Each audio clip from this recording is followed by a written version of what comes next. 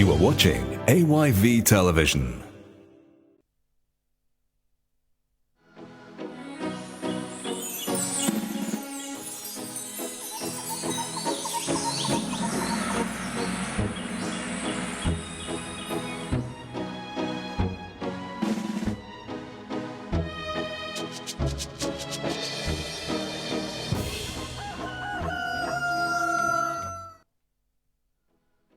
Good morning. Good morning to you, Antonia. How are you? Oh, I'm doing well this morning. Hope you are too. Yes, I am. Enjoying your cup of tea. Which is, strongly encouraged at this point in our lives. Right. And we hope you out there would also grab a cup of tea or coffee and get ready for a packed 2 hours of information and education here on Wake Up Sierra Leone. It's a beautiful morning, Sam. It is. It is a very beautiful Tuesday morning out there. It's not raining. And we're broadcasting live from the heart of beautiful Freetown, especially from the top of Tar Hill. It's if you're not from Sierra Leone or you're watching from elsewhere, we're actually right in the middle of the city, and we're surrounded by, government offices, commercial houses. Right. We're right in the middle of Freetown, so it's a lovely day, and we're happy to be here as usual. Always. No matter what, we have to be happy always to be here to ensure that we share with you exciting news across Sierra Leone and give you some juicy bits of things happening in the continent. Right, and I've just been reading up on what I have described as a war between penguins and bees in the South African National Reserve. Unfortunately, it seems the penguins lost because 63 penguins were found dead. Most of them had over 20 bee stings. And it's unfortunate for the penguins, isn't it? It's a crazy Cold War. Sad. The bees, surprisingly, were also part of the National Reserve. So they were in the park together. I wonder what might have sparked the tension, It's quite an interesting news. And, it's sad because the penguins were considered endangered. Maybe it's a natural war. Natural justice being served by the bees. Animals tend to be very unpredictable, I wonder how long they've been in the park together and what happened suddenly that the bees felt like they needed to attack the penguins. They needed to put up a fight for the humans. I don't know. But anyway, rest in peace to the penguins. Sad. It's a sad story. All right. That story has already made my day. All right, good morning and welcome to this Tuesday's edition. Thank you for joining us on Wake Up Sierra Leone. Your only reliable show where you can get all the latest happenings, actions, undertakings, news, views across Sierra Leone and the continent. And as you prepare for work, as always, or probably stuck in traffic because of what we experience in the morning, maybe you're trying to drag yourself out of bed with a cup of coffee to help you get started for the day ahead. We appreciate your time for tuning into the show. My name is Samuel Wise-Bangura. And my name is Antonia Howard. I hope you stay with us throughout the 2 hours as we have information and entertainment here on AYV Television, Channel 33. And you can also find us on DSTV, Channel 399. You can also tune in to the radio 101.7 FM to listen if you're driving, going to work or going to your place of business this morning. Well, be a part of the conversation here by moving over to the Africa Young Voices Media Empire Facebook page and share your thoughts with us right there. With the weekend, as always, my producer would want to say, but remember yesterday was Monday. It's we've always have exciting news that we've always tried to bring to you. And we have captivating headlines. But before plunging into them, let's first take a summary of top stories and we will be right back.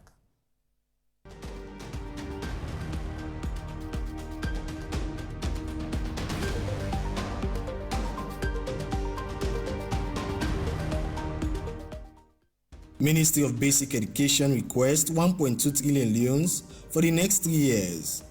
The constraints, inadequate resources, of course, low teacher attendance due to low morale and the teaching force to attract more trained and qualified candidates to the teaching profession, especially women, is a challenge. One day for the current budget, we get an indicative ceiling of 30 billion, but the ministry convincingly presented to the Minister of Finance a tune of 57 billion, where the Minister of Finance consider for incorporated into the 2022 budget. So you know, so this is not a 3-year rolling budget, it spans from 2022 to 2024. Then we get the other part of our way in a public investment program called the PIPs. Instead of divided into two, we get the domestic projects them, where they to the tune of 238 billion, then a government funding program. You also get some projects that you call the way governments and development partners itself fund. So we get so for them project them where the development partners itself they say the fund itself now to a tune of 233 billion. So overall we expect the Ministry of Finance for approve for the Ministry of Basic for next financial year to 2024 to a tune of 1.2 trillion. So meaning the 22% that we FS say initially will still apply to the education sector, both the basic education and higher education. In terms of the Ministry of Basic Education budget, we as CSO, we've also called on Ministry of Finance for the prompt payment of subsidy. For instance, school have reopened. Up to now, subsidy have not been paid. It's but fit that when school reopen, the Ministry of Finance pays subsidy. Their projection is good. We appreciate the new innovations of government, like the abolishment of the scratch card system that have saved more than 5-6 billion for parents across the country. Just that we want government to show clearly, because WAEC have been using those monies for other things within the administration. So government and WAEC need to sit and look at other funding opportunities so that they can fill those gaps. Over 500 residents at Kube community left homeless after a twin fire disaster. Catch fire. This fire happened 2 times yesterday, no more. The first one over and we left. As at the point, we don't start for going from 5 a.m. Some minutes after 5 a.m. in the morning, we fed me and we and with money and some other community members there. We fed them all time. And this other South South team up. So this other South South team up. So now, as you see, this place born 4 o'clock in the afternoon yesterday. Thick business due to bad currents and cause the fire. But actually, the south side the fire starts because no day. Yeah, they're going to let everything. I beg no more with the beg for letting help. Because this we not do and by real food and nobody not go sit down. They call problem for themselves. About 585 persons. That's approximate, affected, and 117 households, 38 houses. All of them are makeshift homes. 16 totally burnt, and 18 partially burnt. We keep telling them to do things that will not put them in danger, put their lives in danger. Particularly illegally drawing electricity to their homes, not manning their televisions, their freezers and other electricals. Those are major reasons why we actually get fire disasters. And residents at Upper Tingbetan community expressed frustration over difficulty to lack of access to safe and clean pipe-borne water. Guma be pass big pipe from Wilberforce by Kandong. So everybody over water, you go now Guma can connect them, they come directly in us. But this being now, then cut the pipe from Wilberforce by. If we say we check for water business, 1,000 for 1.5 gallon. So before we go walk or me picking they go school, we gotta use them 2.5 gallons. So for the day, last say we use them 4.5 gallons. So for the week we spend past 50,000 for water.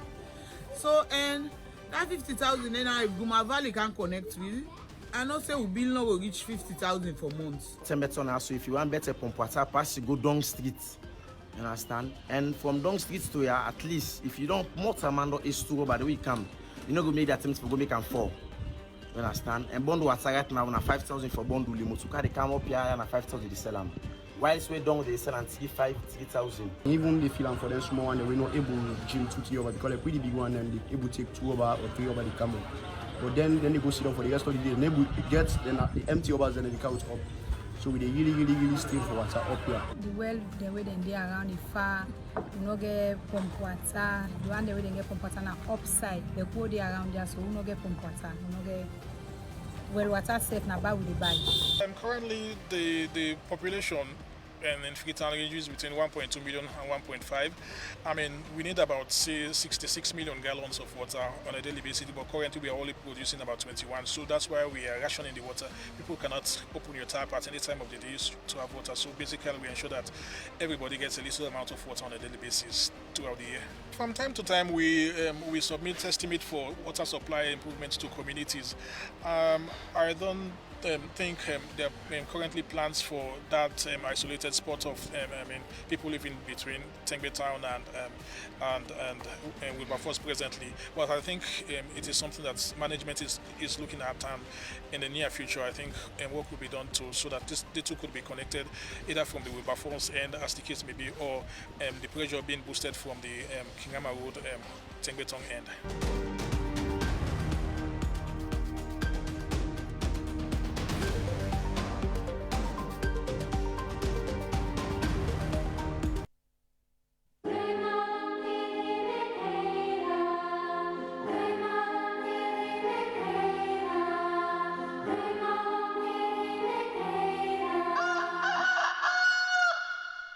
Right, those were some of the top stories in the news. In the show this morning, we shall be discussing Sierra Leone's plans on prevention and management of disasters in the country.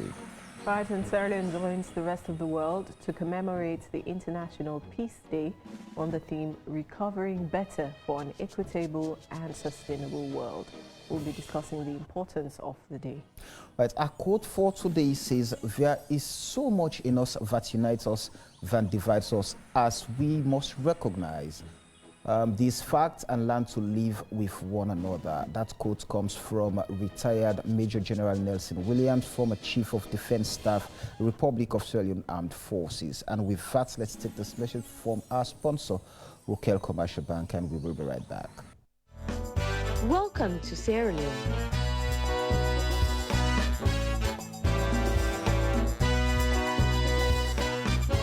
No, the real Sierra Leone. Today's Sierra Leone.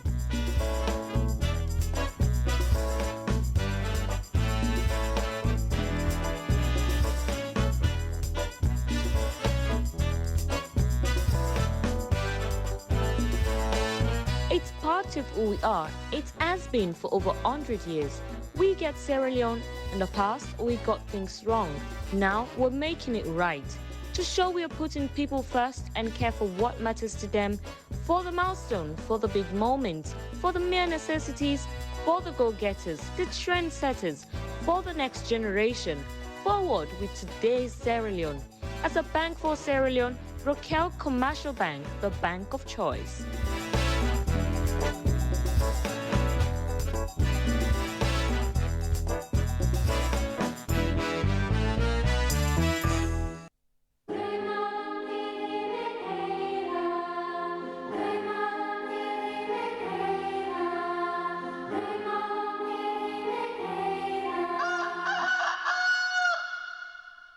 Welcome back. This is Wake Up Sierra Leone on AYV. Don't forget to send your comments and questions to the Africa Young Voices Media Empire Facebook page, and we'll take them as we move along with today's edition of the program.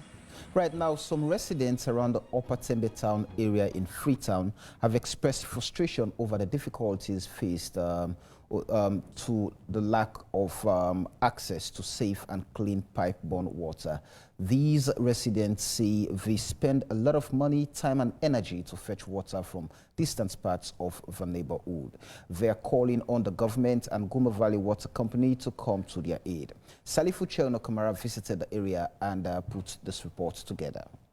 Upper Tengbe town is situated on the hillside close to Wilberforce Barracks overlooking the central part of Freetown. It is among the areas seriously challenged to access water. Some of the low-income residents say access to clean water for human consumption and use is a huge problem, as majority, especially children, teenage boys and girls, have to trek way down to the main street to fetch water. These inhabitants say it is better during the rainy season because they rely on rainwater. Guma be pass big pipe from Wilberforce by Kandong. So everybody over water, they go na Guma can connect them, they come directly in our house.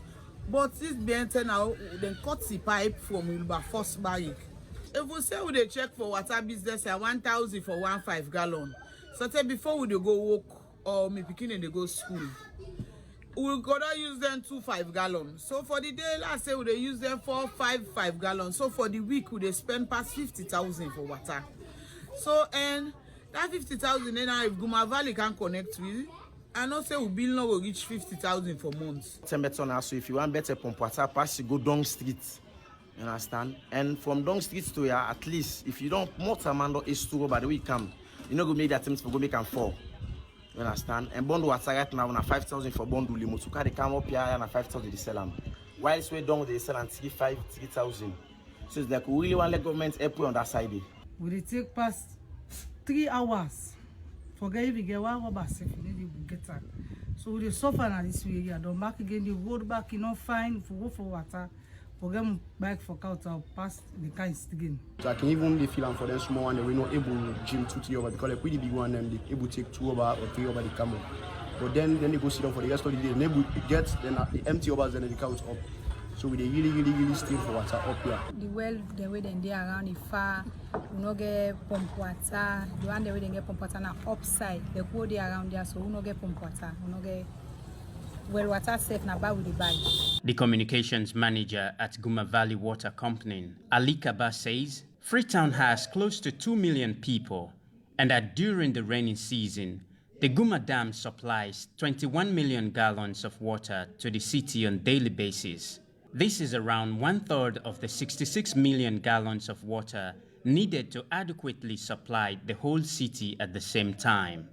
But he admitted that Guma is aware of the non-existence of water supply network in the area at the moment.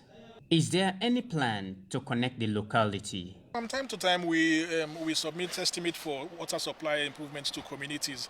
I don't think there are currently plans for that isolated spot of people living between Tengbe town and Wilberforce presently. But I think it is something that management is looking at, and in the near future, I think work will be done so that the two could be connected either from the Wilberforce end, as the case may be, or the pressure being boosted from the Kingama Road Tengbe town end. Salifu Charuna Kamara, AY7 News in Freetown.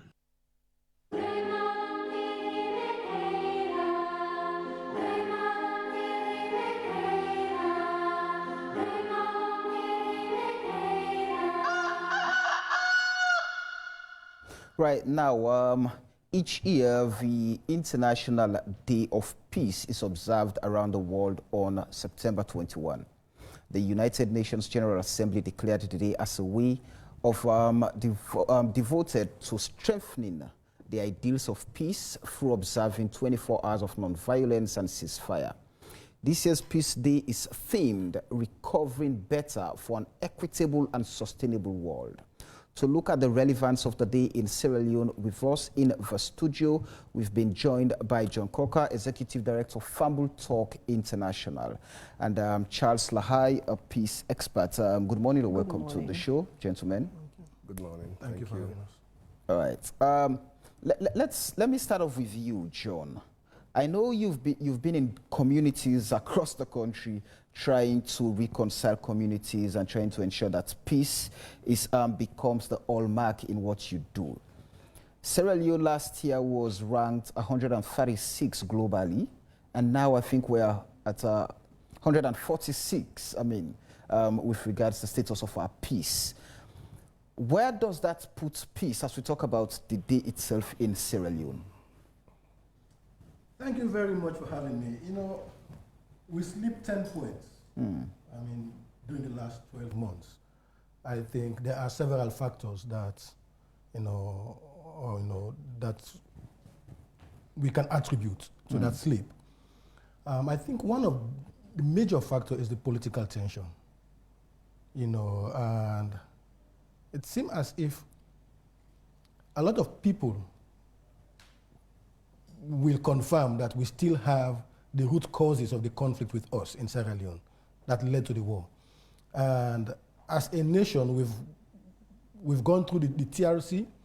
They've identified most of these issues, and they came up with recommendations. But most of these recommendations are not being implemented within the spirit of the TRC. Right. So even though there are some efforts, but it's not been done within the spirit of peace. And I think when you go around the country, the issue of communication,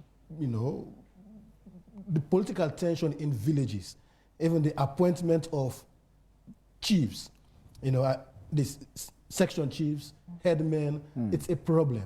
Even things like youth chairmen, women leaders, these are all factors that when you aggregate them, you are bound to slip down the rank.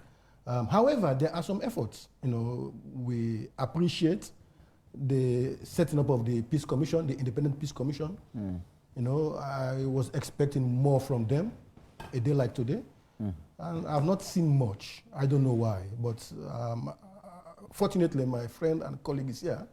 I would love to know more about what they are doing, because this is the opportunity for the Peace Commission to tell us what's their plan, what's their strategy. They say it's Independent Peace Commission. So where are we on that? Overall, I just want to end by saying, a day like today is for reflection, not to cast blame.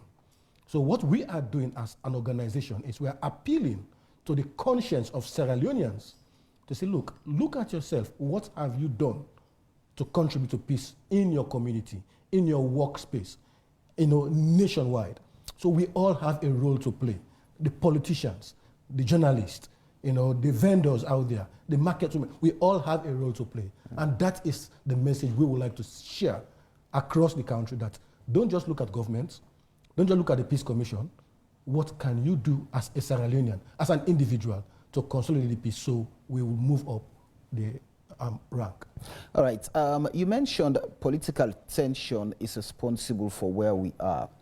Going to the different communities, what are the stories? What are people telling you, in terms of what are the reasons for what we experience, the violence and the peace we continue to struggle with in maintaining? One major cause is actually the appointment of chiefs, youth chairmen, section chiefs. Most of these people are not elected. And people, some of the paramount chiefs even think it is their right to appoint section chiefs or town chiefs. And when you aggregate that, it's recipe for chaos. I don't want to name chiefdoms, but we are working in several places where it is a major concern. And we've brought that to the attention of the Director of Local Government, who has confirmed that this is within the Act. There should be some process. The election of section chief is similar to the election of a paramount chief. So that gives you the authority to administer justice. But if you're appointed by an individual, you work for that individual. Also the business community, the mining sector, a lot is happening there that is unseen. I will encourage you, the media, to move out of Freetown, go to places like, I don't want to name names, but like Lower Banta. There are several issues. I was there 2 weeks ago. There was murder, about 2 cases there that not been investigated. And how they use the resources from the mining companies has not been transparent. And there are a lot of problems. And I think the members of parliament also are somehow disconnected with their constituent members. I'm not saying they should go there to resolve these issues, but their presence will give confidence to the people. you know, their presence, just meeting and greeting their, you know, their members. Yeah. I think it will go a long way, but it's not been happening in most places. I'm not saying all, but in most places, you know, and we've seen the last couple of months, this political tension is brewing up. So I wonder what will happen in the next 1 year. Right. We have to work very hard, even to maintain that ranking. But with all this political tension, you know, what happened over the weekend, you know, the different elections across the country, it's a cause for concern. And we want to appeal to the government, to the opposition, to civil society, to the journalists, everyone. Let's see what we can do to sustain this peace. Now, Sierra Leone is a post-conflict country, and you mentioned something which is very important, and we've seen in several reports over the years that some of the causes, the initial causes of the civil conflict are still existent within our society. And one would think that, you know, countrymen, citizens would have learned a lesson and would sort of implement a behavior change when it comes to maintaining peace and national cohesion. But as you've mentioned, across the board, when you go across the country, you see similar patterns of behavior. You talk about the appointments of leaders, the appointments of chiefs, section chiefs, youth leads, you know, and it's very worrying. Is it a matter of us not learning a lesson, or are people just behaving in a way that suits their current circumstances? I would say you said it all, but I'll add, you know, yes, most people dance to the tune of their current circumstances. You know, it's in their interest. But I think part of the problem is we always look at ourselves, individuals. What is there for us? What is there for me? And at the end of the day, what is there for you will not be translated to your kids. What is there for you will not be translated to the next generation. It's what have you done for Sierra Leone? What's your contribution?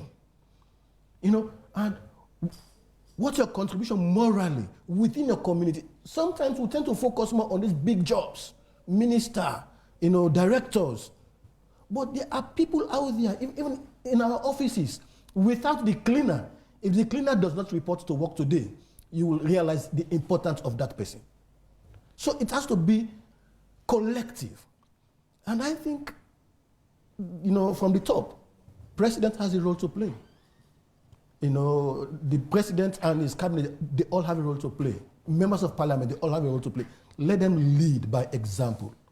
Let them create the enabling environment for people to think that, yes, I have a role. Let people plug into the national development. But if I think, I have nothing to gain, then you just do what you want to do. So we look up to them, we'll appeal to them to create an enabling environment. They are in government.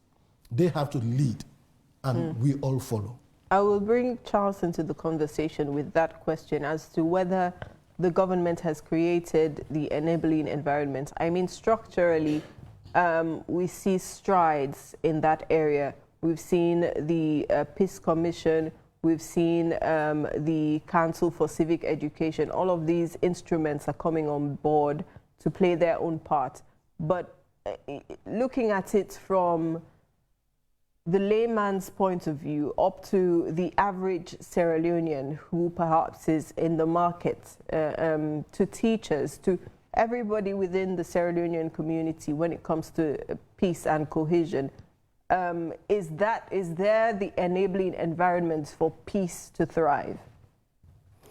I think my friend has couched it out, you know, a lot more carefully. And, you know, the presence of peace does not justify the absence of, you know, guns. And there are fundamental systems and procedures and processes that needs to be instilled into our society before we can actually begin to have a feel of a peaceful atmosphere. Institutional building is all not enough in promoting peace and national cohesion. What is also more important is ensuring that we are able as a nation to overcome the challenges that we face within our democratic state development model. In addition to that, it is also essential that we as a people are enlightened enough to understand where we want to go and how we get there. So the establishment of the Independent Commission for Peace and National Cohesion, like my friend Riley said, may not be enough all by itself if we fail to create an enabling environment. And what's that enabling environment? We must ensure that the necessary systems and structures are in place. We also must ensure that the leadership is sound. We must also ensure that there is confidence and trust building. We also must fundamentally look at the residual TRC processes, like he rightly said. So all of these put together tells you and I that there is need to move towards building peace and national cohesion. And I must say that we now have a kind of a new wind of change, that institutions are coming up. You just talked about the National Council for Civic Education and Development, I mean, which fundamentally deals with, civic rights and civic responsibilities. You talked about the establishment, you and John talked about the establishment of the Independent Commission for Peace and National Cohesion, which is a new commission that has just been established. I think one thing we must now, advocate for is to have the buy-in of citizens, the buy-in of political parties, the buy-in of key stakeholders, our multilateral partners, the buy-in of government, to ensure that it becomes a people-centered and a people-led process. So whatever we do, we all have contributions to make to promote peace. And if you look at the theme of this year's commemoration or celebration, fostering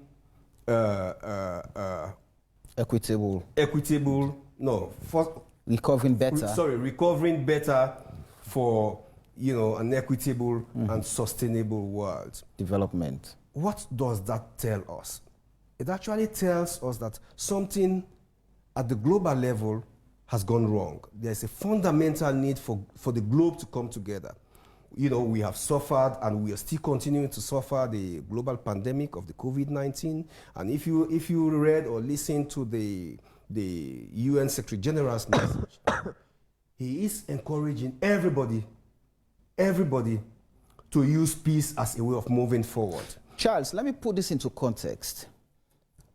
You, the experts, have submitted to us that what we are enjoying is a negative peace. And the things, the indicators that led to the 11 years brutal civil war are still present today in Sierra Leone.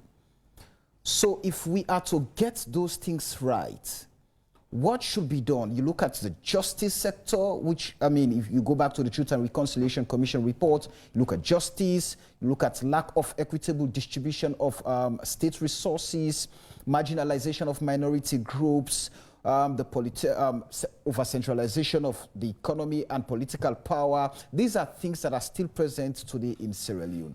How can we get it right? Especially when the latest fragility report puts Sierra Leone as one of the most fragile countries. I must agree with you that fragile states can be susceptible to, unsustainability. But I also must subscribe that as a nation, we are making strides to overcome those challenges. You talked about equitable distribution of wealth, of resources. Right. You talked about equal opportunities, okay? And I would love to pick them one by one, perhaps. Sometime this year, the African Peer Review Mechanism conducted a targeted review on Sierra Leone. And Sierra Leone fell among 4 countries in the continent that was selected for a targeted review, for a peer review. And the report was launched sometime last month by no less a person but His Excellency, the Honorable Vice President. And in that report, there are fundamental recommendations that has now been translated into our national plan of action. And when you look at the medium-term development plan, it captures some of those recommendations. Okay, which means that Sierra Leone has given herself up for a peer review within the context of what is called health governance and COVID-19 response. So other nations are going to be learning from Sierra Leone. That's one step that we have taken to move forward. The second step I would want to talk about is our education sector. Okay, before now, I mean, opportunities were quite limited. I must commend the current Minister of, Basic and Senior Education, okay, that parents are not going to be running helter-skelter to get scratch cards when results are out, when public results are out, okay? Which means also that, WAEC is not going to be taking money from parents as a result of that. So all you need is to take your mobile phone and then send your message, and then your results are out. I think bringing technology into education also means that we are moving forward, okay? The third I will talk about is the civil society landscape. Regardless of the fact that there are lots of challenges, but I think civil society is also moving forward, okay, in terms of building peace and promoting national cohesion. Is that the case? I want you to let me ask this question. When you say civil society plays, I mean, you guys, your fraternity plays a crucial role in moving the peace forward. Another school of thought holds that some of you are the problems. I mean, civil society actors. Some of you are the problems for where we are because, I mean, the issue of coloration or taking sides politically, again, has advanced us, putting us where we are in terms of, I mean, the peace, our peace status. So, do you consider yourselves, I mean, the entire community, as people moving the state of peace to a sustainable path, or you're trying to break in that peace and, I mean, create problems for your own gains? Okay, let me recalibrate, and I have to be very tactical when I'm talking about civil society. Go ahead. Because I mean, I am in a transition, okay? Yeah. And I think I am enjoying the transition. But I must say that civil society needs to be commended for the role that they played in the peace process and the role that they still continue to play. Fambu Talk, for example, I mean, is doing quite a wonderful job. The organization I was working for, PASSET, has done a lot in promoting peace and indigenous reconciliation. Okay, what is important now is how do we cement the gaps that continues to exist? Yes, civil society has their flaws, but these things exist everywhere. What we want to see is how do we sojourn our minds to move forward? How do we ensure that everybody has a role to play? He just said it. How do we ensure that everybody has a role to play? Okay, how do we ensure that we are not building our democracy on ethnic backgrounds? How do we ensure that it does not matter which political party it belongs to, but when it comes to governance, it must be participatory and inclusive? Okay, so these are the fundamental steps that we should be talking about. So everything we should do, we must ensure that we do it with compassion, that we must do it with confidence and trust, that we must see our own roles in promoting peace and national cohesion. And that we do not want to step back into where we are coming from. You rightly said, I mean, some of the factors that, precipitated the war, I mean, youth marginalization, corruption, systemic corruption, bad governance, etc., etc. But I think we are moving forward. We are making efforts, to address some of those fundamental challenges. And until and unless the institutions that are responsible, to take the responsibility, to take the mantle of leadership forward, know exactly what they do, how they do it, and for whom they do it, I think Sierra Leone would continue to face the challenges. But given the fact now that there are institutions that are responsible to take those processes forward, civil society also is placed in a position where it does not fall into a political juncture trap, like he said. I mean, we have to take responsibility for what we do and how we do it. All right, continue to stay with us. I just want to use the opportunity to welcome Valnora Edwin into the studio. She's in our studio too. But before we throw over a question to you, let's just hear from people outside, people in Freetown, what they think about the status of peace in Sierra Leone. In the first place, we give thanks and appreciation to the international community for the world peace, because most time that they help we for initiate the peace. And now the peace, for example, that they put out in Leone country, Sierra Leone, is very, very paramount. Because during the old days when they get war, nobody not been able to do anything better for himself. Everybody, people in the one helter skelter, going places away and on. But thank God, the peace is here and we for maintain. Salon are the most peacefulest country. We not get to, but Salon peaceful. You go other country, then go molest you, then go this, and Salon first we like foreigners. Whilst other country where you go there as foreigner, then go treat you bad. So Salon are the most peacefulest country. We not get to, but we like we say. I the thing about the peace, maybe my view is different from your view. You understand? Maybe your view is why the thing of peace? Because fete no day,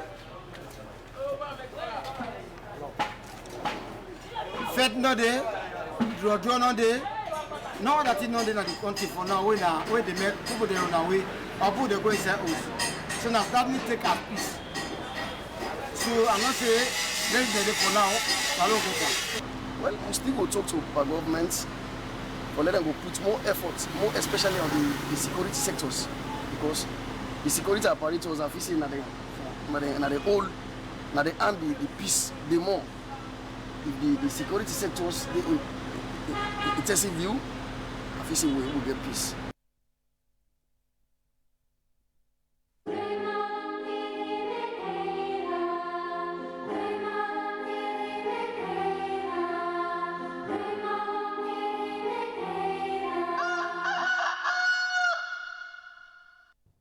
Right, welcome back. This is Wake Up Sierra Leone on AYV television. You just heard the voices of Freetonians on what they think about peace and what peace means to them here in Sierra Leone. Welcome once more, Valnora Edwin, to the conversation. Good morning to you. Good morning.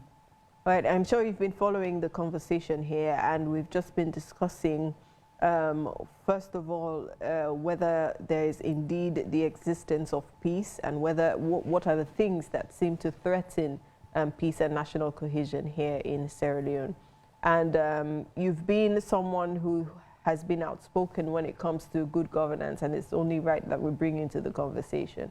Now, the setting up of the Peace Commission has been an integral part of this process, and there have been several conversations around that.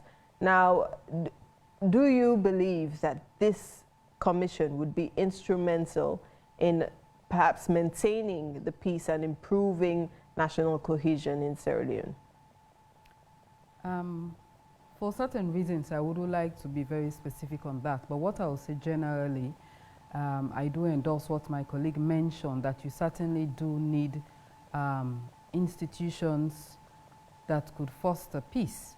But this institution in itself cannot foster peace.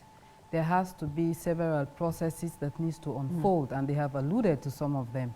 You look at the judiciary, you look at the justice sector generally, you have to look at the economy, you have to look at opportunities, choices, how our democracy works, whether we adhere to good governance principles basically.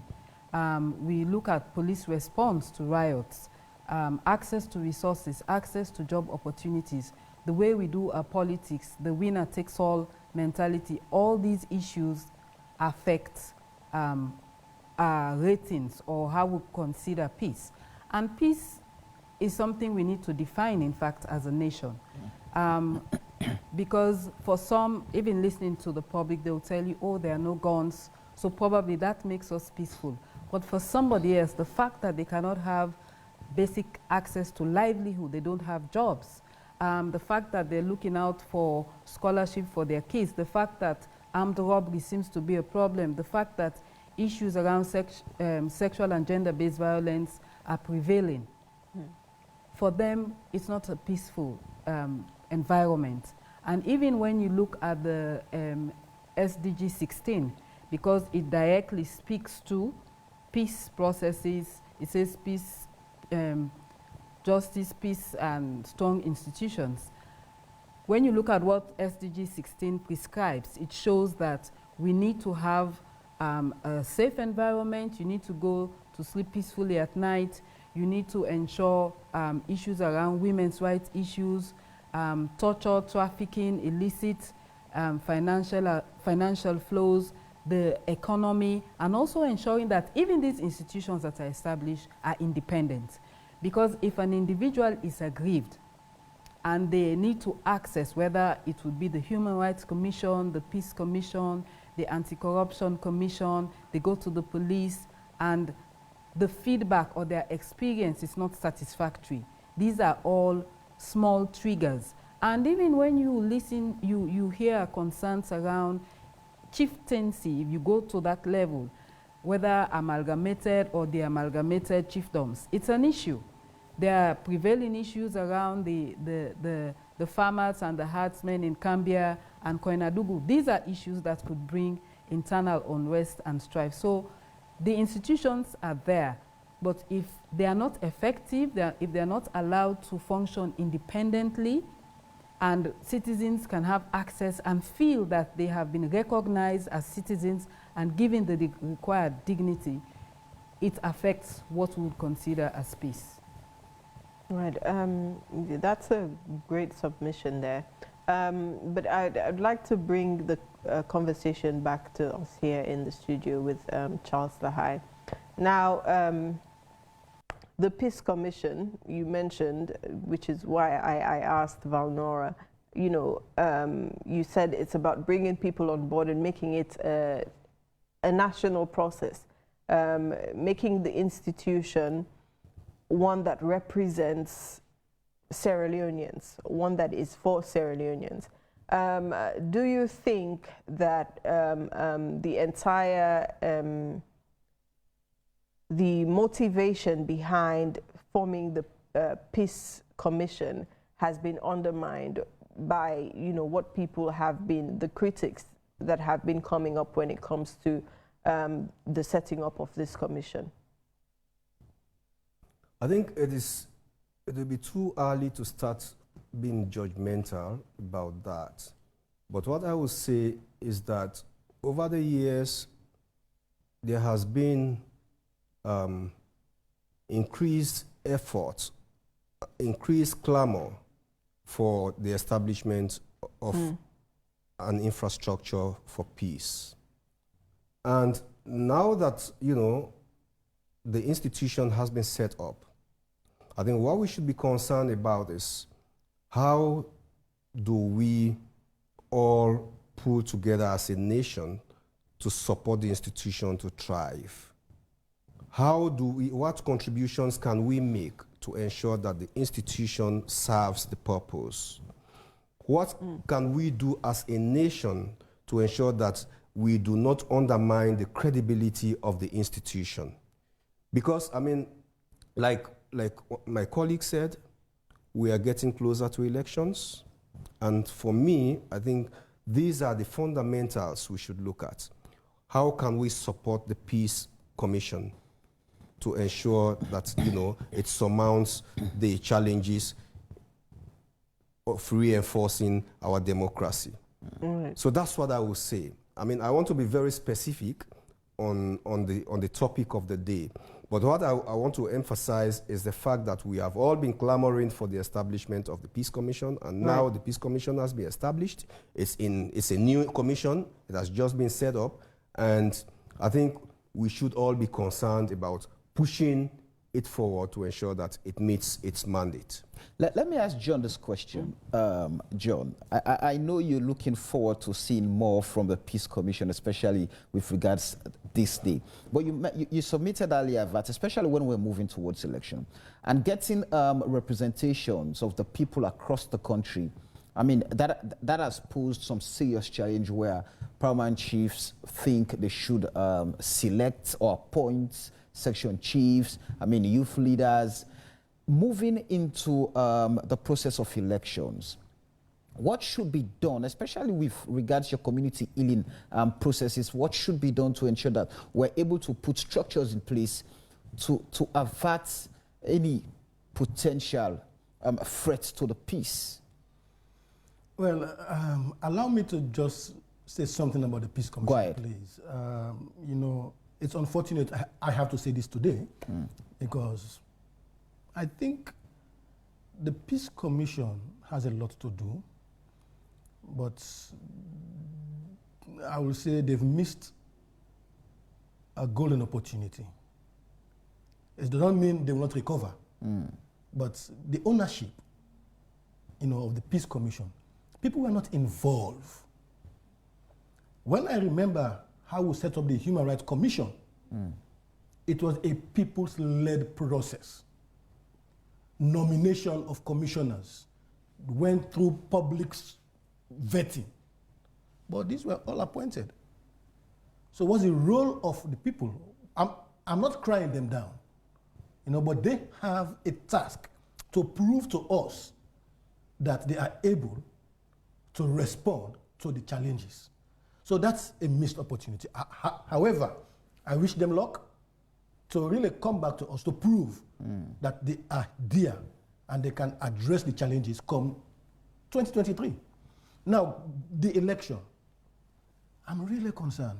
I mean, I will say every Sierra Leonean that is involved in peace processes should be having sleepless nights at this point in time. Because the root causes, you know, the potential for violence is still out there.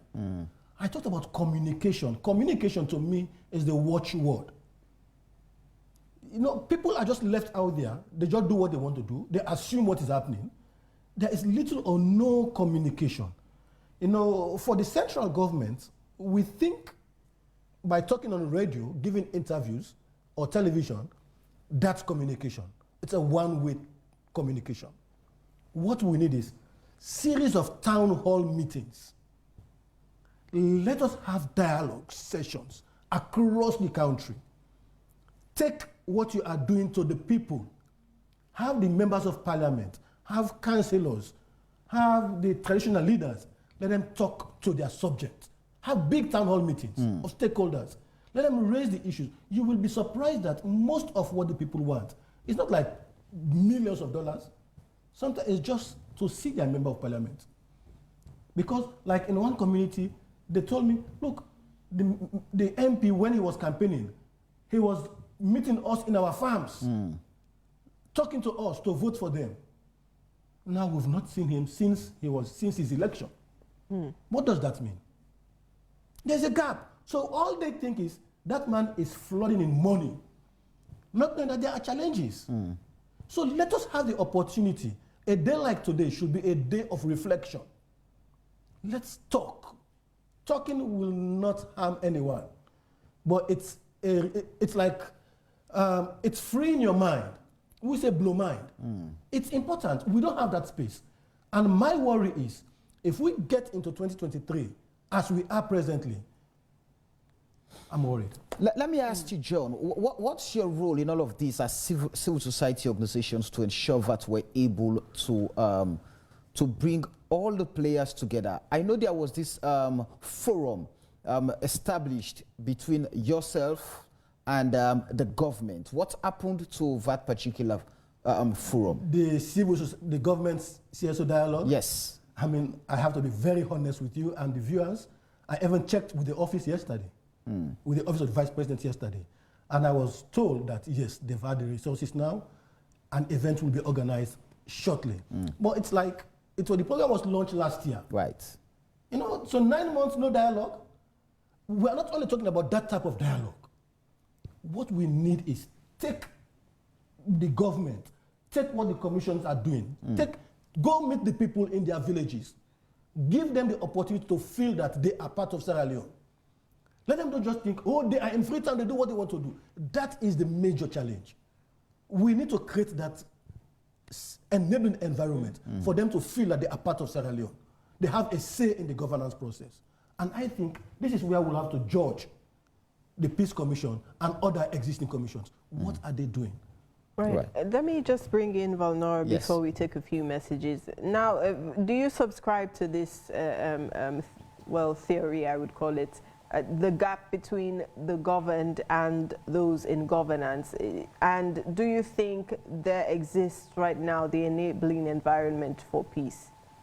I think I do, and there's a lot we need to do to catch up. The Open Government Initiative was a process that tried to address that, so that in all areas, geographical location and sectors, they could have the opportunity to engage with their elected officials. Because mind you, the elected officials, public officials, need to know that they are servants of the people, and they need to have a discussion. To be accountability is explaining what have you done, why did you make that decision, and etc., etc. But that is not the case. What you normally see, in fact, when you have these visits, especially in places beyond Freetown, you see all the dancing and the masquerading of masked devils, and you know it belittles or it discards what the important discussion should be. So there should be mechanisms where information, and that is why we talk about access to information. It's not just about even having the media. As John rightly said, it's about town hall meetings, because there are some areas where they cannot see AYV, they cannot hear radio stations, or if they're hearing radio stations, it belongs to another country. So how do you meet the people? And I do recall some years ago, whilst at Campaign for Good Governance, we organized constituency outreach, where we would take MPs to their constituency. And the storyline was the same. They would tell you when they were campaigning, they were going across riverine areas. They were being met in the farms, in the schools, in the parks. But as soon as they're elected, they would complain, oh, the villages are far away. It's difficult to go across. I need a boat. And so the citizens have no clue what their MPs are doing. Bills are passed, contracts are approved, no clue. And certainly they do have the perception that these MPs have a lot of money. That this, because the MP campaigned using an Okada, and when he visits, he has a FJ Cruiser. So they think, wow, something has happened. And they start making demands. So you hear the MP saying, when we do make these visits, they make so much demands. But if you were campaigning with an Okada, and a year after, you are now with an FJ Cruiser, the layman will certainly think something else has happened. So certainly there needs to be innovative ways, various ways, where elected officials need to actively interact with their citizens. And what John said about the CSO government dialogue, I think that was a good initiative, and it's very, very unfortunate that with so many things unfolding, almost a year after, we're still thinking of whether there's going to be another dialogue or we are not going to have another dialogue. Just quickly, before we take a new summary, let me ask you just a question, John. The fear when a VAT forum was established was that, I mean, it was a technique by government to narrow the space so that, I mean, they can just buy all of you guys in. And you've gone for almost a year without coming out, telling or engaging the public. Did that not justify the claim that the public had? Well, I would say, you know, it's less than a year. Right. First, I have to commend the government for taking that bold step. It was a bold step. But maybe someone told them, are you prepared for this? And then they have a second thought. But I also encourage them. Look, it's the only way out. It's the only way out. As a government, you have 5 years. You have 10 years, but CSOs are here. We engage with the people. It's important to sit down and talk. That will lead to government responding to the needs of people. We say demand and supply. Right. Now, if you look at what the government is spending huge amounts of money on, you know, sometimes you say, are they aware that in this community, they just need a fraction of this? But they don't know. The MP or the councillor or who's the person that is responsible to bring that information to them, it's not been heard. Right. But with CSO dialogue, we'll talk, we'll raise issues. We are not on their pay list. Well, continue to stay with us. Yes, we'll come to you shortly. Back. It's 9 o'clock in our studios. We have to take a summary of the news and we'll be right back.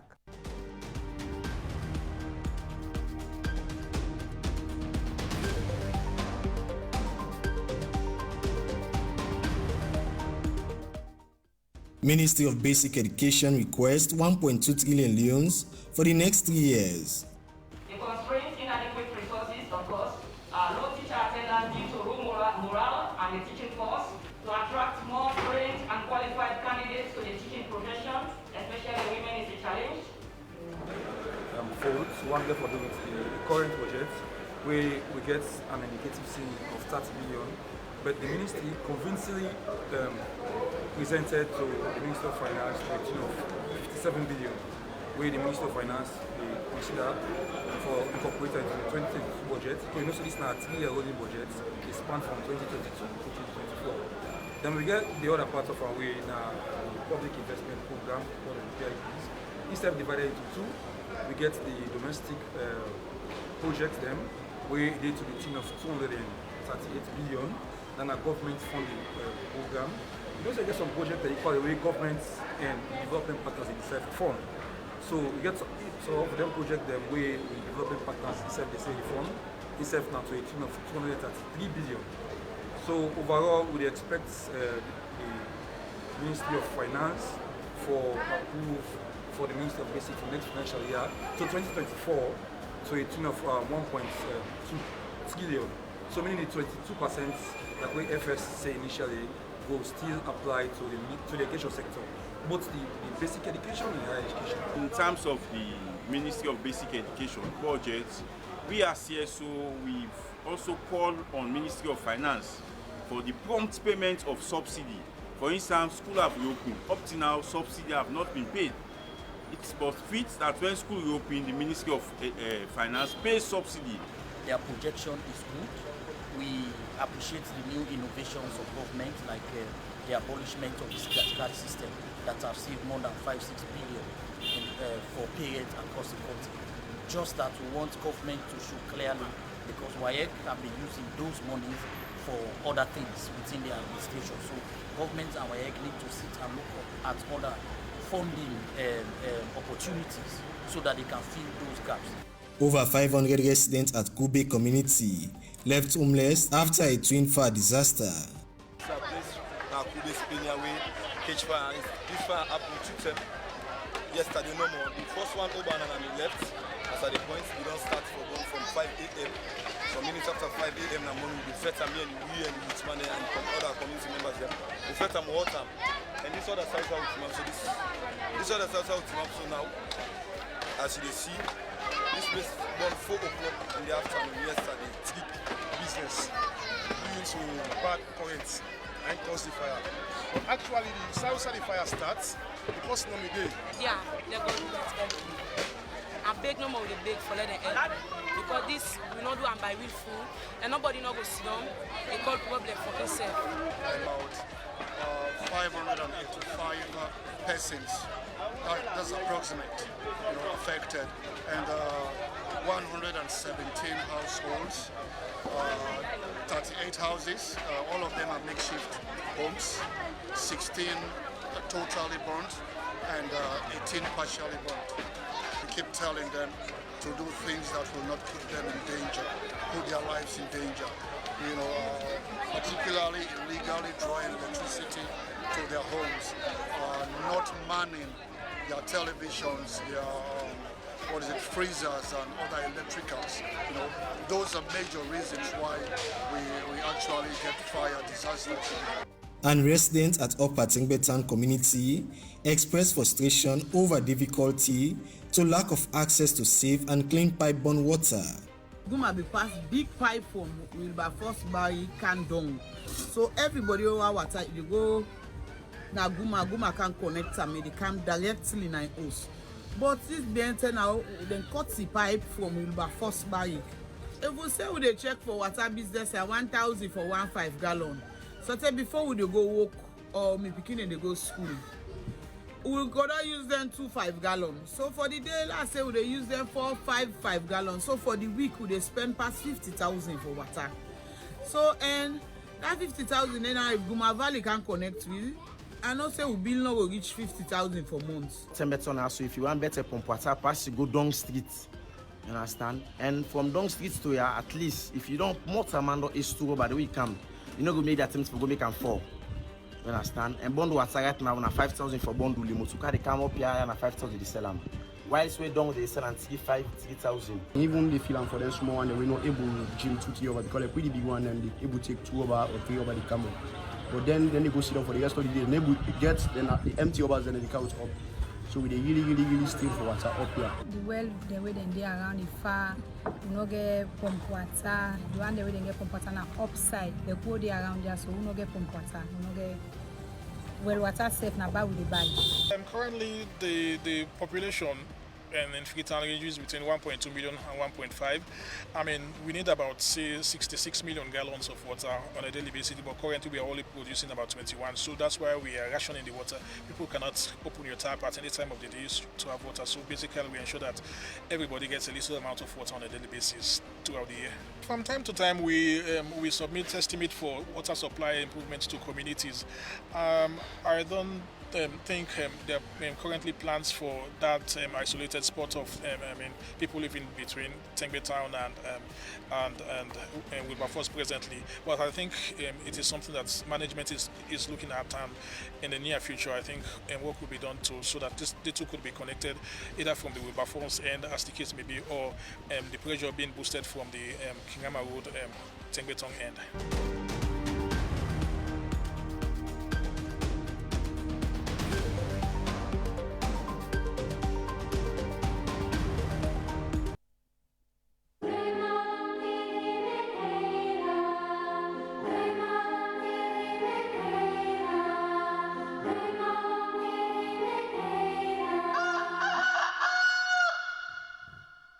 Right, welcome back. This is Wake Up Sierra Leone. We're still discussing the International Peace Day here in our studios, and we have with us peace experts and civil society activists.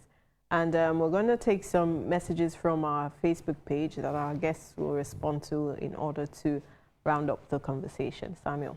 All right, Samuel, trust me, I totally support your guests in the studio that one of the major problems that is affecting our peace in this country is the too much political tensions and always occurring after elections. Because some of our political leaders in this country always preach hate messages to their supporters against their opponents.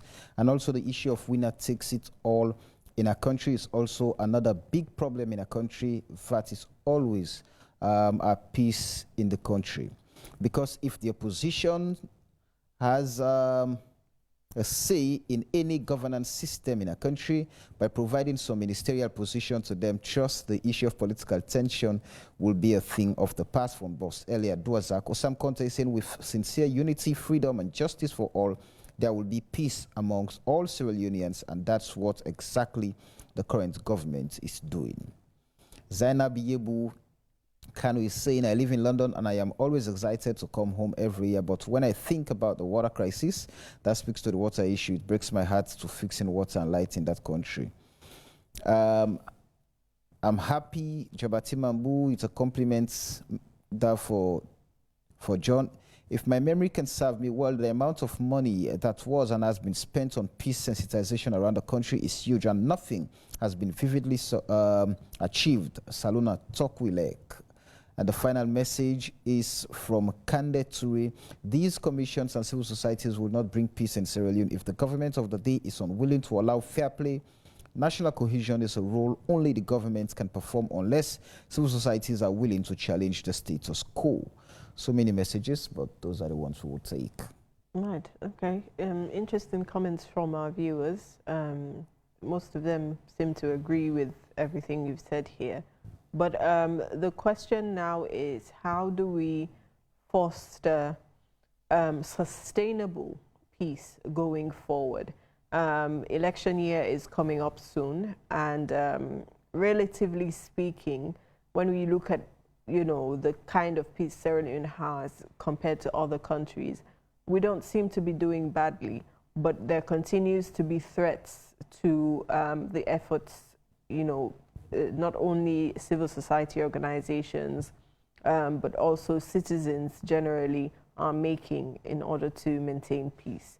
So how do we foster sustainable peace going forward? I throw the question over to you, John.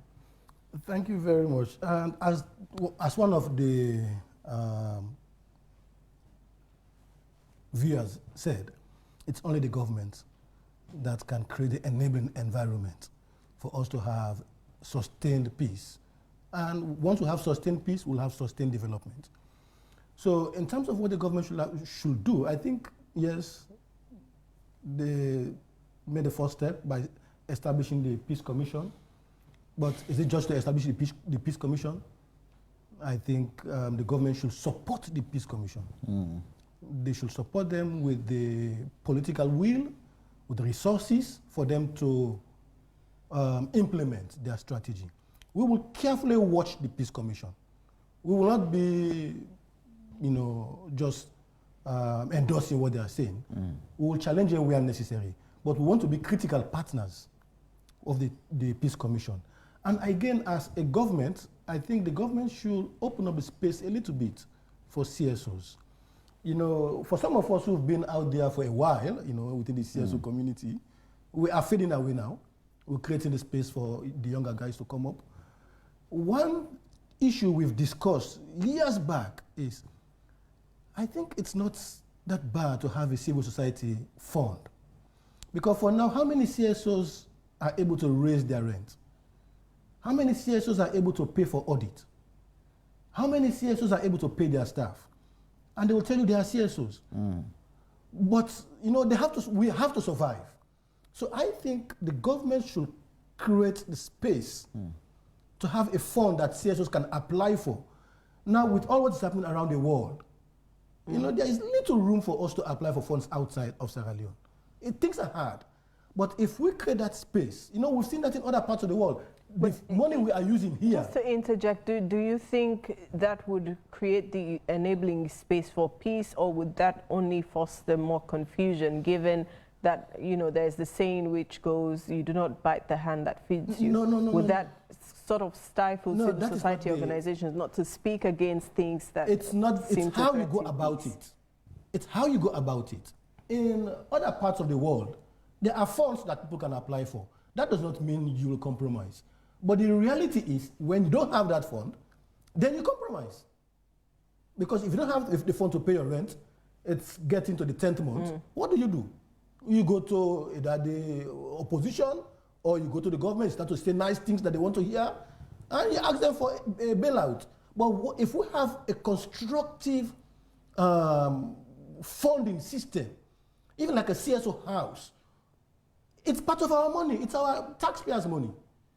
We are an important part of the governance process. Right. So we should look into that. Because someone said, too much talk. Yeah. And I believe we will continue to talk, because there are issues that are emerging all the time. And we have to dialogue, we have to engage. So there's nothing like too much talk. We'll have to continue to engage, we'll have to continue to raise issues. And where the government is doing well, I think it's also good for us to say kudos to the government. Right. And if they're not able to perform, we should also draw their attention. Like now we are yearning for the next CSO government dialogue. We hope it will happen very soon. All right. Charles, what would be your final submission on the matter? I will say that peace and development starts with strategic visioning. No country develops by coincidence or by accident. And in order for Sierra Leone to protect and to promote peace and national cohesion, we must understand that national cohesion leads nations to pull together. A cohesive nation pulls together in the same direction. What is essential is understanding what our values are: compassion, unity in diversity, participation in governance, access to justice, and also making sure that, mind you, I talked about the residual TRC processes. The TRC made fundamental recommendations, and the Peace Commission in order for the Peace Commission to be effective and efficient in its work, it also has to ensure that it gets back to those residual issues. And so for us to start, I'm coming back to my colleague, for us to start judging the newly established Peace Commission, when the Peace Commission has not even been taken to the people, I mean, I just said that it's going to be a people-led process. And in order to make it a people-led process, people have to understand what their roles are in pushing forward to meet the mandate of the Commission. Number two, we also have to ensure that, you know, we still have issues with policies. Okay, so policy formulations and providing advisory services are all issues we should be thinking about. And in order to commemorate this year's celebration of the International Peace Day, we need to understand that something has been going on wrong fundamentally at the global level. How do we move out of that? What efforts has government made or other governments around the globe made to ensure that we promote peace at all levels? So the cultures of peace has to be enhanced. If we're talking about issues around structural violence has always been there. And it is still there. So how do we support the peace infrastructure? How do we support the Peace Commission to address those issues of structural violence? I mean, making sure that, you know, there's an interplay between the police and the communities, that institutions are strengthened enough to provide the services that the law provides, okay? And that citizens themselves can participate in the processes. So the last thing I would want to talk about is, you know, visionary leadership. I think in order for Sierra Leone to move on, we have to ensure that the leadership is smart, that the leadership is supported in a way that places it on a platform that does not fuel the argument around ethnicity or around regionalism. So peace and national cohesion, as a final say, peace and national cohesion must instill the concept of moving together in the right direction as a nation and understanding our differences, that there is always unity in diversity. Right, thank you. All right. Valnora, you're closing. Yes, I think the issue about promoting peace does not only rest with the government. I think this is where it also concerns citizens, and this is where civil society comes in, because this is where we provide, someone was saying it's just about talking, but that's our key role, and that's what we bring out to the public domain outside being part and parcel of policy discussions. But the key thing there is, how do citizens push for change? If we cannot leave all the decisions to only political leadership. We need to see leadership emerge in different sectors across the board. And if we're complaining about some of the gaps in the government, now we're approaching elections, who are the people who vote? Who are the ones who make the decisions? Who are the people who send the negative feeds on the social media? Who are the media houses that encourage negative conversations? It's the ordinary citizens. So if we really want to push for peace, as citizens, leadership needs to emerge, whether it's from the civil society front, from the private sector, from the religious bodies, across the board, to say this is the agenda. Over time, we have been speaking around what is the vision of Sierra Leone. Where do we want to be as a nation? That is one thing that we need to imbibe. That is something we need to work towards, because when you have a common vision, in as much as there are differences, you will see that at the end, that is what would motivate you to move forward. So until we start having that conversation, and I'm hopeful that the Peace Commission, the National Commission for Democracy, the NACID, these are institutions that can start that civic education, that conversation that will help Sierra Leoneans to know that we need to have a vision. Leadership needs to come from across the board, not just political leadership, and we have to define the sort of politics we want in a country. All right, thank you so much for being a part of the conversation this morning. We'll end this segment here, and just to spice up your day, we'll give you some facts to, you know, broaden your horizon. Stay tuned. This is Wake Up Sierra Leone. Welcome to Sierra Leone.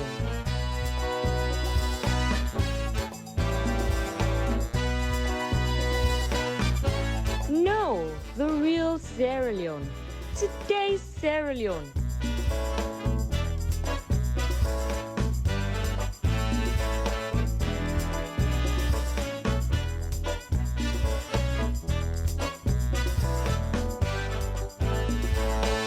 It's part of who we are. It has been for over 100 years.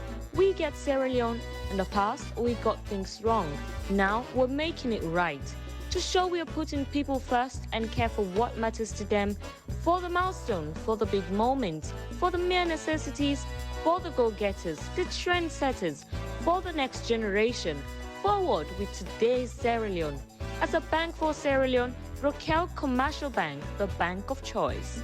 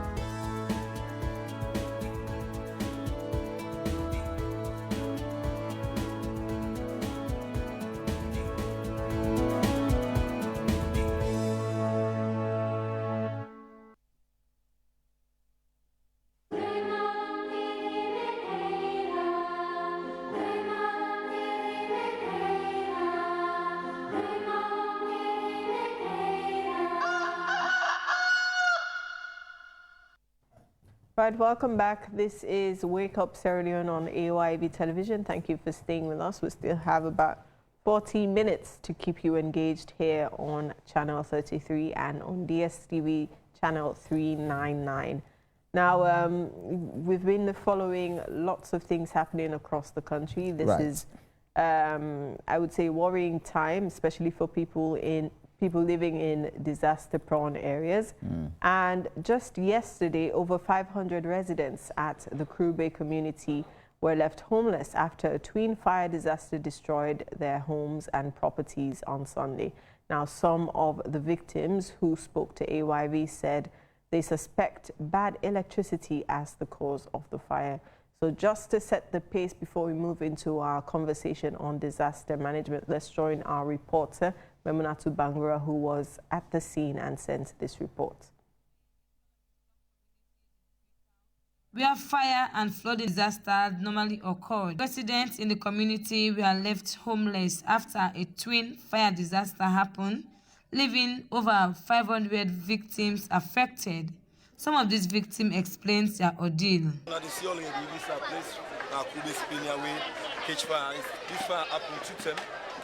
Yesterday, no more. The first one over and left. As at the point, we don't start for going from 5 a.m. Some minutes after 5 a.m. in the morning, we fed me and we and the youth man and other community members there. We fed them water. And this other side out so this other side out so now, as you see, this place about 4 o'clock in the afternoon yesterday. Thick business doing so bad currents and cause the fire. But actually, the south side the fire starts. The person on the day, they don't come out, we go off court. So the fire left happened there in back. So there's no bad currents. You know, die, people just damage small, no. But nobody will die. The message by the central government, yeah, they're going to help me. I beg no more, they beg for let them help me.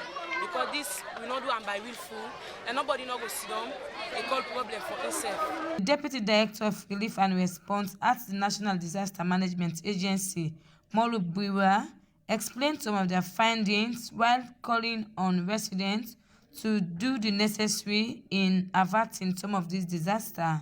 What we found out today was that there were two sets of fires that took place over here. One occurred around 5 a.m. in the morning, and the other one, I think, around 4 p.m. They were not able to tell us exactly what was the reason for the first fire, but for the second one, few people told us that the tenant left his DVD on, and I think the surge of electricity caused the fire. And about 585 persons, that's approximate, affected, and 117 households, 38 houses, all of them are makeshift homes, 16 totally burnt, and 18 partially burnt. We keep telling them to do things that will not put them in danger, put their lives in danger. Particularly illegally drawing electricity to their homes, not manning their televisions, their freezers and other electricals. Those are major reasons why we actually get fire disasters. That's Bangura, AYV News, Freetown.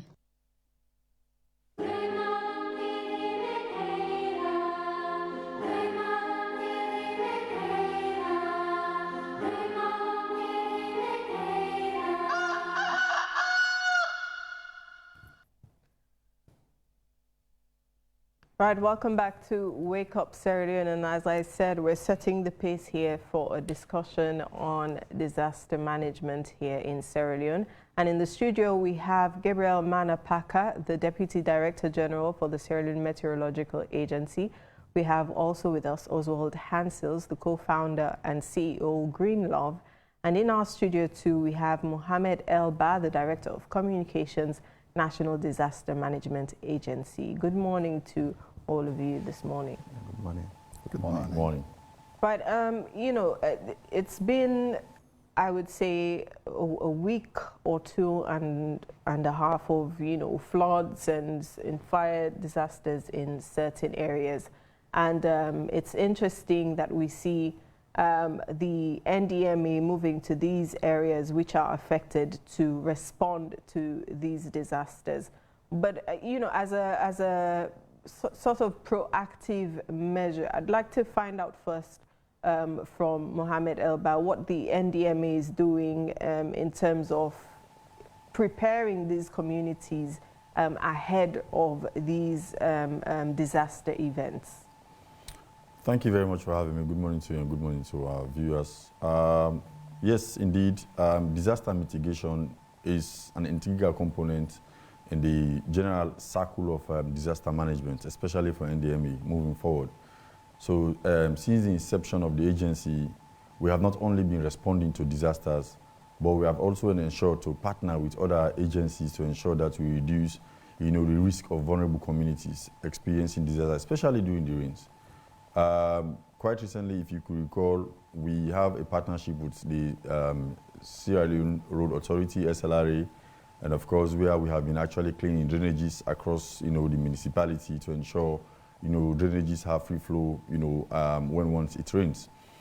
We have also ensured to work with, for example, the Meteorological Agency to be issuing early warning, messages with regards preparedness, to prepare the minds of Sierra Leoneans, what type of rain they should expect, thunderstorms, storms, windstorms, and all of those things. We have been doing that. We have been partnering with, the Meteorological Agency. Also, the Ministry of Forestry, we have also been working with them. Of course, Ministry of Environment, and of course also the Forestry Division to ensure we continue to protect our environment. So all of these engagements are ongoing in ensuring that we reduce or mitigate disaster occurrences in the country. We are not only focused in Freetown, we have also done that in the provinces. For example, last week we signed an agreement with UNDP. We went to Pujon district. We have identified 8 chiefdoms in Pujon district where we have actually constituted committees to ensure that we train them, and especially in disaster mitigation in Pujon district. So we did that about 8 months ago also for Port Loko. We targeted 14 chiefdoms also in Port Loko district. Those committees are ongoing at the moment. They are effectively working, in ensuring that 1, they conscientize their community, then 2, they ensure people don't do things that are inimical to their environment, you know, and of course they draw our attention to most of those issues. We have also ensured to establish, you know, disaster volunteer committees in all of the disaster-prone communities across the county. Quite recently, we signed an agreement with Africell. We have given them mobile phones and, of course, free of cost CUG. So they'll be able to call us and report issues relating to their environment that is very, very, very inimical or that will lead to disaster. So that is also ongoing at the moment. So these are, you know, some of the strategies we've devised moving forward in ensuring that we mitigate, especially the occurrence of disaster. So we are not just there as an agency to wait and respond when one disaster occurs.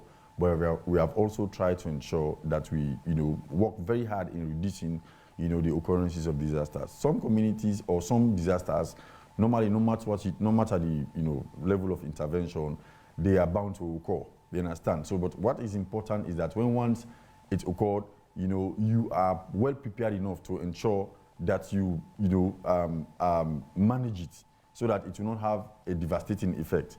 So that is the more reason why part of our sensitization messages to members of the public, we have always been admonishing, you know, people. If they have asked you not to actually cook, for example, in a particular place or front your veranda, don't cook there. You have to have a very conducive place where you cook, because at the end of the day, if you are cooking there and of course there's heavy windstorm and of course that fire, you know, fell down and rolled into your premise and got burnt, you know, that is a self-inflicted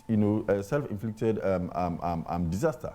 So people should also learn to take care. For example, like what happened in Kube, it's as a result of, you know, improper electrical connection. You understand? The second one was as a result of improper electrical connection. So that is part of the reason why we have also been engaging ETSA. You understand? To ensure that they monitor and ensure that proper electricity connections are also be done for residents, you know, within the municipality or the country at large. Ministry of Lands is also very, very critical. In fact, we have a whole pillar. Ministry of Land is heading a particular pillar, you know, within our structures, our ad hoc structures within the NDME to ensure, because they are giving permits. We have people constructing houses beyond demarcated zones, for example, and on wetlands, you understand, beneath rocks. And most of these people, if you go there, they will have to show you, they will show you valid license permits. So that is part of the reason why we have them, to ensure that they are heading that particular pillar. So we do joint assessment most often to these communities and ensure about, you know, that we stop people not to construct houses where they are not supposed to construct disaster management sector. But I want to throw the question over to Parker here when it comes to predicting weather conditions. Over the past, I would say last week or so, there was a report on international media which sort of preempted a tropical storm for West African countries, and indeed we saw some effects here in Sierra Leone as well, particularly the capital. Now, we ask this question all the time as to how vast is your reach when it comes to giving out warnings for such precarious weather conditions. So yeah, thank you very much. Of course, on the side of the Met Agency, especially when it comes to, for example, early warning signs, we have stratas. One is the capacity to build, whether you have the infrastructure. For example, you have the weather stations in most of those locations, and also to have trained staff, because the meteorological agency I work for is like a professional institution where people have license to work, of course, at different cadre. Good for Sierra Leone, we have chartered meteorologists, and then we have forecaster. So when it comes to the vastness of the Met Agency, I will tell you, I joined the agency decades ago plus, and I remember when we were working first within the agency, our service was only limited to the aviation sector, because that was the reach for the agency. And then thereafter, after of course capacity be built for so many staffs, and so because we have our international body, the World Meteorological Organization, that regulates functions of Met agencies. And then thereafter, we'll try to propose that we want to go into, of course, giving out early warning signs, servicing the marine sector, the hydro sector, and then the agricultural sector. So thus for the agency, I will tell you that we have varieties of weather stations. We have weather stations that collect, of course, we know that all disaster, 85% of disaster Let's talk about the communication between the agency and the average Sierra Leonean. How do Sierra Leoneans access weather reports that would tell them you know, what is going to happen today, for instance? So yeah, so what we've done, we are using, of course, multiple facets, of course, approached. One is we try to tailor our weather forecast, because the forecast itself that we develop is quite complex. So we try to make sure that we downscale it to a form that people can understand the content in the text message. And then quite recently, you saw that we even try to develop a pictorial format of the weather forecast that show what is the temperature, what's the rainfall that you're expecting. So for the public, one, we are using the Facebook page where that people can reach out and then they can see what is happening. Also, we are sending it through, of course, say radio stations, Capital Radio and other radio stations, even Afri Radio, they are helping us. And also we have dedicated WhatsApp group because we have trained, of course, training of trainers. We all know that the content of the forecast is quite complex. Not everyone can understand. So we've trained volunteers, they're called the Met volunteers. We are in, of course, most of them have mobile phones, that we give mobile phones to them. That when this forecast goes to them, they are in turn to try to inform people. When it comes to, for example, to the early one, especially when it comes to flooding. For Sierra Leone, we've developed a threshold for Freetown. For Freetown, if you record a rainfall of 20 millimeters within an hour, and it's still raining moderately to heavy rains, we know that, of course, flooding will occur. So what have happened because of the topography of Sierra Leone, and then for sanctity when it comes to the forecast, is that we distributed about some rain gauges to most of these locations, of course, like the Crew Bay, of course, Kanego and other areas, where we have stations volunteers. That when it's raining, of course, we have a WhatsApp group. We are in, the moment it starts raining, and then they've seen, for example, 20 millimeters of rain, then they are in turns to what? To try to inform their people around them, so around this road, of course, is going to flood. So I would tell you... Can we measure the volume of rainfall as a way of knowing exactly what is going to come and whether or not people should evacuate even before it rains? Of course, if you zoom into our forecast, you see that we quantify even the rainfall. One, we tell you, for example, light rain. Like the threshold that is the before scale is, for example, is the British before scale. We are in fact, we don't even talk about showers. Light rain falls within showers. So we have light rain, moderate rain, and then heavy rain. When you say, for example, light rain, it falls between from 0 to 10 millimeters of rain. Of course, that is the curve that we measure. You have moderate rain that's fall above up to 50 millimeters, and then you have heavy rain. So that is the volume. So, for example, the moment we forecast, we said, of course, they're going to be, for example, moderate to heavy rains. And then it's raining within an hour, and then we already started recording like 10 millimeters. Then it is an alert threshold for people to, of course, making sure that they take the necessary and that brings that brings the next question.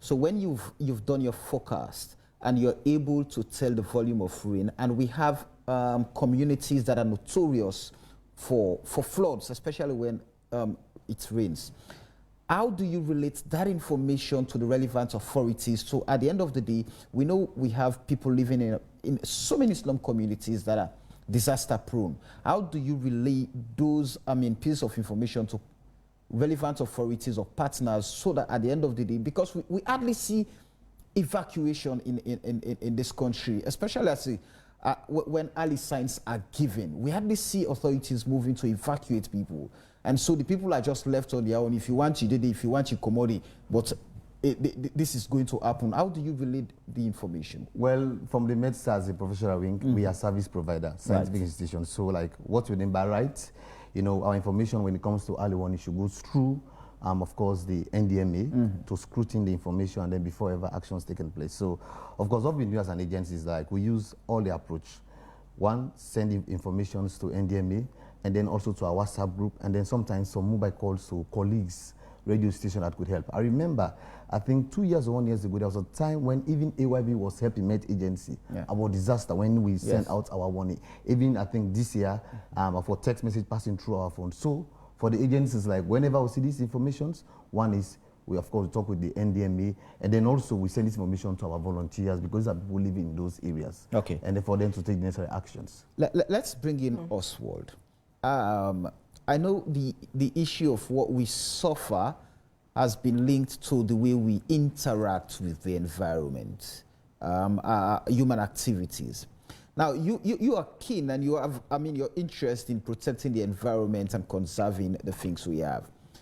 What are the fundamentals in terms of happenings relating to what we suffer today as a result of our activities around the environment?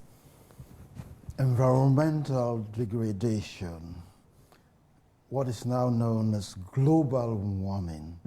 This has been building up for the past 200 years, but more so over the past 50 years. This is a global phenomenon.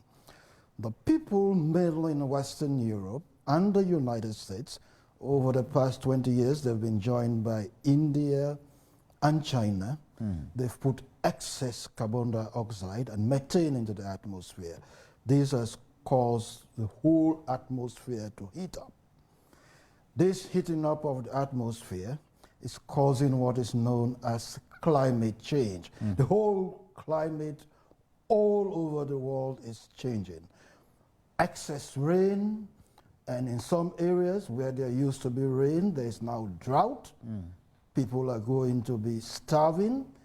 It's happening all over, in the United States and Europe, very recently, over the past couple of months. Now, what the experts are saying is that Africa is about the most vulnerable. We are going to face the worst effects of the caprices of climate change. Sierra Leone is among the 3 countries in Africa to be worst hit. The world is changing. We all must change, or we could be committing suicide, or as one of the most radical environmental groups, Extinction Rebellion, one of their spokespeople said, Jerome Hallam, what is happening is mass murder being planned, being effected. Billions of people will die if we do not change. For us, in a small country like Sierra Leone, we are stuck in the past. We conform to ways we have been doing things for over 100 years. This is simply suicidal. Everything, the way we engage in our politics, blindly supporting political parties for ethnic reasons, not the best people in political parties, blindly electing our leaders who are not responsible to us, don't have any sensitivity. It's suicidal. Let's take it, for example, what happened 2017, the mudslide at Motaman in Regent, in which about 1,000 people were buried in mud. I went to look into that matter. I spoke with all the relevant experts in the Environment Protection Agency. There was no environment ministry then. And they all seemed to point their fingers at the Environment and Lands Ministry. They were the ones who were given permits for buildings to be constructed above what is known as a green line, the green belt. Yes. You should not build above that green belt. Go into the top of the mountain. When you do that, you cut the trees, you stimulate erosion, soil erosion, and in that particular instance, the rainfall started going deep into the rocks, undercut the rocks, and then there was this mudslide. Now somebody was responsible for that. What happened, and I felt very angry at it, very angry, especially when the former president and some of the leaders in the country, when they are shedding tears, and I wrote in my column, the Oswald Hansis column, that's hypocrisy. You should have done something to prevent that from happening. So what needs to be done, and urgently, is for new laws to be passed, so that those people who are responsible, who are criminally negligent, they should be sent to life imprisonment. Is that the case? Is negligent the case? Is the absence of adequate or stronger laws the case? Let's go back to the Motemo issue, for example. We understood that even, former ministers' houses were involved, which means those in power are even flouting the laws, going places that they should be protecting and destroying those places to construct their houses. So is neglect the case, or is it the lack of stronger laws? Criminal negligence. It's a simple legal concept. Right. That is, for example, if you are an electrician and you electrify in a house, and then you do not cover your wires, and a child goes out there, touch the wires, the child gets electrocuted, the child dies, you're responsible for that child's death. It's criminal negligence. If the Environmental Protection Agency had not adequately and imaginatively used the media relentlessly to warn the people about these hazards, if the Environment Ministry had not warned the people, and even the president had not used the military, if necessary, to take firm action, you have been criminally negligent. Something similarly happened during the 1997 when the rebels took over government. The military made a coup, invited RAF to come in. In 1999, January 6th, the rebel entered Freetown. They massacred people. Over 4,000 people were murdered, raped, disemboweled. People said, oh, there's nothing we could have done about that. That was a lie. It was a failure of intelligence, a failure of the government in power then to take firm action. They should have been held liable. An investigation still needs to be conducted on the Mortimer incident so that those responsible, whether it's directors, whether it's ministers, whether it was a former president, they should be held responsible. They should be prosecuted. And they should be brought to book. Well, because once that is done, then we're not going to have a repetition. The world is now entering, whether you like it or not, this is scientific. We are now moving into a situation of almost permanent disasters. Let me just, ask this question, because by the way you have explained things and from the understanding you've put out there, we seem to be in a cycle that would not end, because if you follow Samuel's question, it seems the same people who are putting these laws, for instance, that you should not build above the green belt and that there are certain protected areas where people should not construct houses. Very soon here on Wake Up Ceremony, we've got to talk about how people are encroaching on water catchment areas. The same people who enforce these regulations are the same ones who then have the power to break the laws.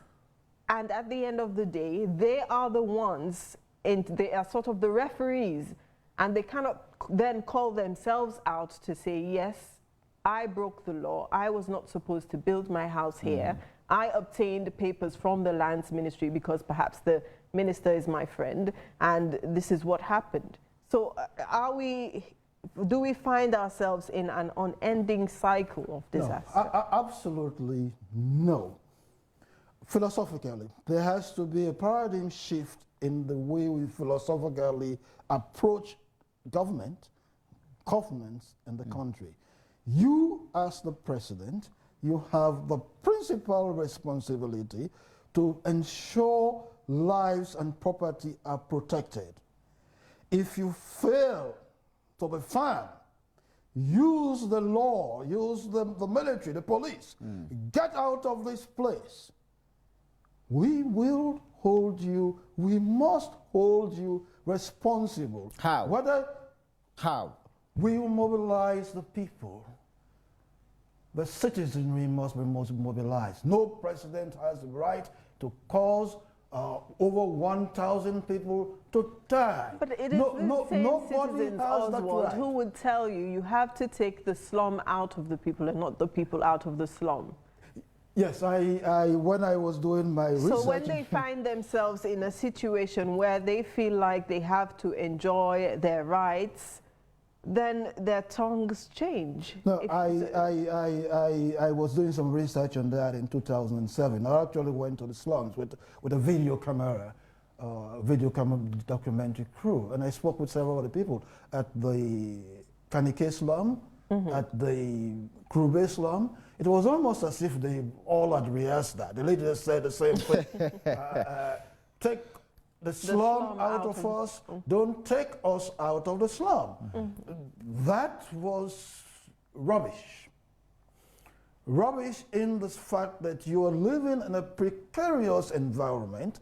At any moment, those areas, they're living very perilously. Just 1 degree of rise of sea level, they're all going to be swamped. What happened at Mortimer? The science is there. The World Bank has won. There are at least 5 other areas that could have another Mortimer in Freetown. These are disaster-prone areas. There are disasters waiting to happen. Now, the government, the parliament, you have the responsibility. If you fail to take firm action, and paradoxically, come to the media, educate the people imaginatively, then you... And from what you've been saying, it appears they've been failing. Well, so actions have not been taken. No, they must, as a warning now, us environmentalists are giving the government, and we're going to be linking up with environmentalists all over the world. If you fail, we'll whip up local and international opinion against you. You will be penalized. You do not have the authority or the right to be negligent in your duties. All right. And you cause we do not have enough time. Just quickly, Mohammed, what is critical, the question Antonia put to you earlier, the issue of being proactive in all of our responses.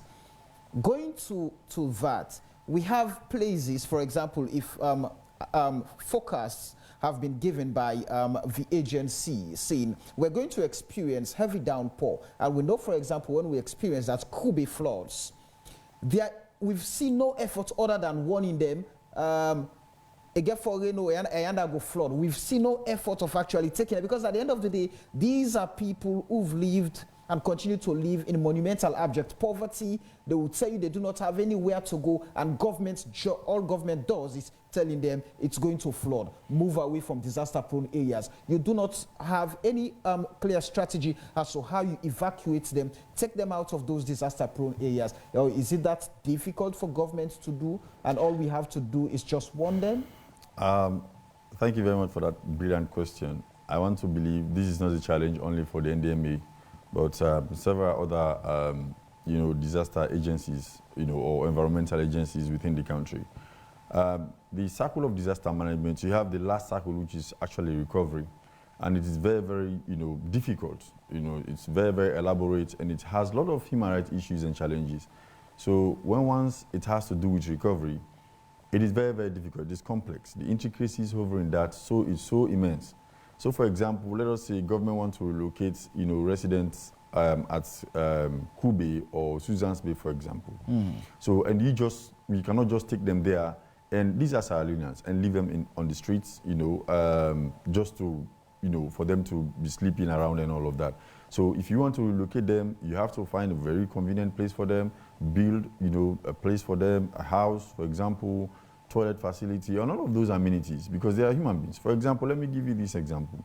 Since 2017, when we had the Mortimer incident, we have 3 indigenous Sierra Leoneans who came out and constructed 52 housing units for, some of the victims, the Mortimer victims at Mile 6. And it's really interesting to note that since 2017, it is only now that NDMA is soliciting funds from the African Union to go there. We went there, about 2 weeks ago to do need assessments. The people told us that they want toilet. Imagine in 2017. Of course, somebody will not even want to imagine how they have been living there without a toilet, you understand? They also say they want water, marketplace and all of that. So we'll be grateful if you can round up in 5 seconds. So I'm saying, especially in the area of evacuation, first of all, to be frank with you, we don't have the technology, we don't have the capacity to do that at the moment. Right. So we rely on people adhering to do voluntary evacuation. For example, when we went to Kisiro, there was a building. We sealed the building off. We have written our report to Ministry of Works. So they have advised that that building should not be occupied. And it is closed at the moment. So that is exactly some of the things we have been doing in ensuring that we mitigate. I'm afraid we have to cut you short there, Mohamed Elba. Well, thank you very much. All right. But thank you so much to all of you for being a part of the conversation this morning. Unfortunately, we have to end the conversation here and move on to sports, as the Western Area Football Association, WAFA League, is set to commence this weekend. Let's join our sports correspondent, Ransom McLean, for more on that. All right, thank you so much. Now, the head of media and communication of the Western Area Football Association, David Turner, has confirmed to AYV that the suspended Division 1 league will resume on Thursday, 30th of this month at different venues in Freetown. And as a region, we are part of the consultations to see how best we can work in tandem with what the SLFA wants, and that is to say they organize a structured national Division 1 tournament for all the 5 regions. So we cannot get the qualifications of those teams without organizing or completing our Division 1 league, because obviously we've ended Division 2. Okay. The model will be there will be a new national Division 1 called Super 10 that will be organized by the SLFA. So that is to say, our current Division 1, the teams that will not make it to the Super 10 will automatically relegate to Division 2, and Division 2 will go to Division 3. Still in football, Ajax new signing Mohamed Darami has scored his first goal on home debut, thrashing newly promoted side Komboro 9-0. The 19-year-old Darami, with a Sierra Leonean descent, has expressed on Ajax TV how excited he was to score his first goal after leaving Copenhagen in Denmark. It was amazing, so beautiful, and at home get my first goal. And it was so good. I feel so happy after I score and I make assist also. So I'm happy for me and happy for the team. We still go on and show we're hungry for more goals, and we continue as far as we can. So it was we are very good. We had a little bit problem in the start, but after the second goals, we completely have control on the game, and we just continue scoring goals, and feel every time we have a chance we will score. And finally, in the Sierra Leone Premier League 2019, unbeaten champion Eastern Lions defeated Cambo Eagles 2-1 to climb top on the table with 21 points. Same with Bo Rangers. East End Lions have scored more goals than Bo Rangers, making them to secure the top spot. Central Parade was held to a 2-all draw at home by Montorial Slifa, while FC Calon slept off as they drew 1-1 with Republic of Sierra Leone Armed Forces Football Club, and Mighty Blackpool continue their pounds as they fight to secure a 1-1 draw against Old Edwardians Football Club. Now in the standings, Eastern Lions and Bo Rangers both are on top of the table with 21 points, but Lions have a better goals difference than Bo Rangers, whilst in third position with some stars from Bombaley District with 20 points, same with Central Parade Football Club. That's all for sports. And back to you, Samuel Wise-Bangua and Antonia Howard. All right. All right. Thank you very much to Ransom McLean for our sports stories. Interesting about the McLean didn't give us the results of his Premier League team this weekend. Right. We'll get to find out soon, so stay tuned. Anyway, this is where we'll end today's edition of Wake Up Sierra Leone. Thank you for staying with us throughout the 2 hours. Our quote for today says, "There is so much in us that unites us than divides us, and we must recognize these facts and learn to live with one another." That quote comes from retired Major General Nelson Williams, former Chief of Defense Staff of the Republic of Sierra Leone Armed Forces. All right, many thanks indeed to our sponsor, Rokel Commercial Bank, for their support to the show. Continue to stay with AYV throughout the day as we have other exciting programs coming up. Until we meet again tomorrow with more interesting topics here on Wake Up Sierra Leone. We've been your presenters. My name is Samuel Wise Bangura. And my name is Antonia Howard. Have a great day.